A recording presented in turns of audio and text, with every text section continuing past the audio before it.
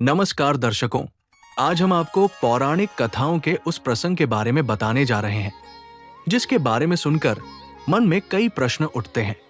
ये कथा है सृष्टि के रचयिता ब्रह्मा जी और उनकी पुत्री के विवाह से जुड़ी हुई। आखिर ऐसी क्या परिस्थितियां बनी कि एक पिता को अपनी ही पुत्री से विवाह करना पड़ा? इस कथा के पीछे के रहस्यों और विभिन्न व्याख्याओं को आज हम आपके सामने रखेंगे। सृष्टि का आरंभ और एक अद्भुत रचना। जब ब्रह्मांड में कुछ भी नहीं था, तब परमपिता ब्रह्मा ने सृष्टि की रचना का संकल्प लिया। उन्होंने अपने तपोबल से ब्रह्मांड की नींव रखी और फिर एक एक कर सभी लोकों, ग्रहों, नक्षत्रों और प्राणियों को बनाना आरंभ किया। इस महान सृजन के कार्य में उन्हें एक सहायक की आवश्यकता महसूस हुई, एक ऐसी शक्ति जो ज्ञान, कला और विद्या की अधिष्ठात्री हो, ताकि सृष्टि का क्रम सुचारू रूप से चल सके। इसी विचार से ब्रह्मा जी ने अपने ही शरीर से एक अत्यंत रूपवती और तेजस्वी स्त्री को प्रकट किया। ये स्त्री कोई और नहीं बल्कि ज्ञान और विद्या की देवी सरस्वती थी। कुछ कथाओं में इन्हें शत्रुपा के नाम से भी जाना जाता है, अर्थात 100 रूपों वाली। सरस्वती का सौंदर्य अलौकिक था। उनका तेज सहस्त्र सूर्यों के समान था और उनकी वाणी में वेदों का ज्ञान समाहित था। उन्हें देखकर ऐसा प्रतीत होता था मानो स्वयं ज्ञान ने ही मूर्त रूप ले लिया हो। ब्रह्मा का मोह और सरस्वती का संकोच। अपनी ही बनाई इस अद्भुत रचना को देखकर स्वयं ब्रह्मा जी भी मोहित हो गए। सरस्वती के रूप, सौंदर्य और ज्ञान पर वे इस कदर आसक्त हुए कि उनके मन में सरस्वती को अपनी पत्नी बनाने का विचार उत्पन्न हो गया। वे सृष्टि के रचयिता थे, पर अपनी ही रचना के प्रति उनका ये मोह एक पिता के लिए शोभनीय नहीं था। ब्रह्मा जी की दूषित दृष्टि को देवी सरस्वती ने तुरंत पहचान लिया। अपने पिता के मन में ऐसे विचार देखकर वे अत्यंत दुखी और लज्जित हुई। एक पुत्री के रूप में वे अपने पिता का सम्मान करती थी, लेकिन उनकी इस मनोच्छा को स्वीकार नहीं कर सकती थी।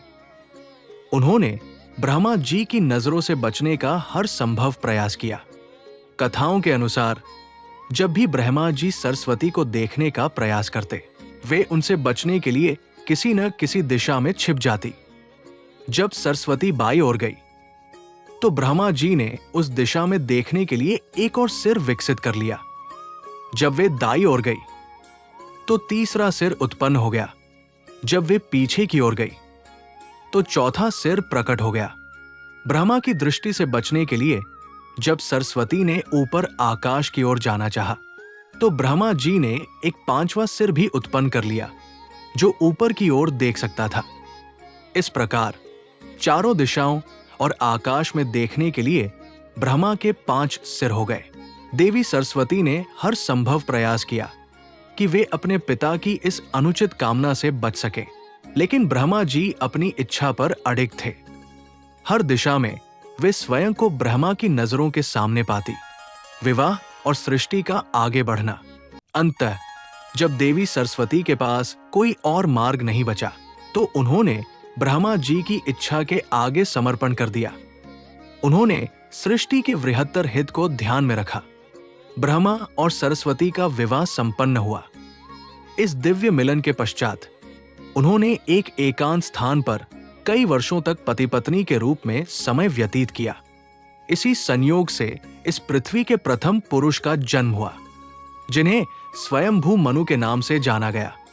और फिर मनु और शत्रुपा सरस्वती का ही एक रूप से ही इस धरती पर मानव जाति का विस्तार हुआ।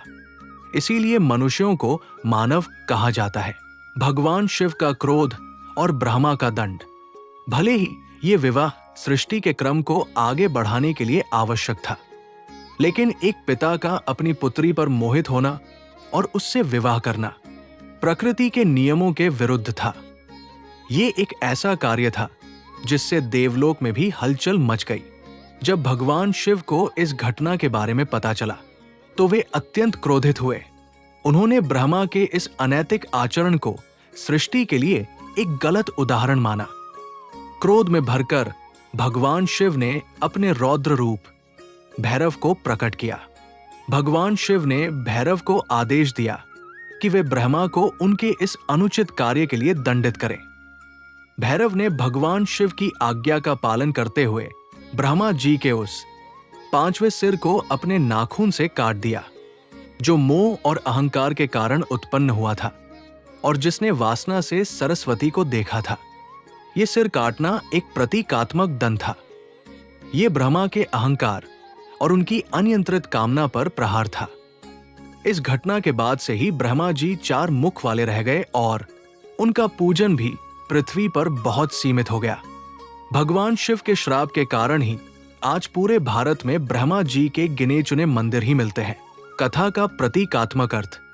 कई विद्वान और संत इस कथा को शाब्दिक रूप से न देखकर इसके प्रतीकात्मक अर्थ को समझने पर जोर देते हैं। उनके अनुसार ब्रह्मा चेतना या विचार के प्रतीक है और सरस्वती ज्ञान की। जब चेतना से ज्ञान का सृजन होता है तो अक्सर चेतना उस ज्ञान पर मोहित हो जाती है और उसे अपना मानकर अहंकार कर बैठती है। ब्रह्मा का 5वां सिर इसी अहंकार का प्रतीक है। भगवान शिव, जो कि वैराग्य और परम चेतना के प्रतीक है, इस अहंकार को नष्ट कर देते हैं, क्योंकि सच्चा ज्ञान अहंकार के साथ नहीं रह सकता।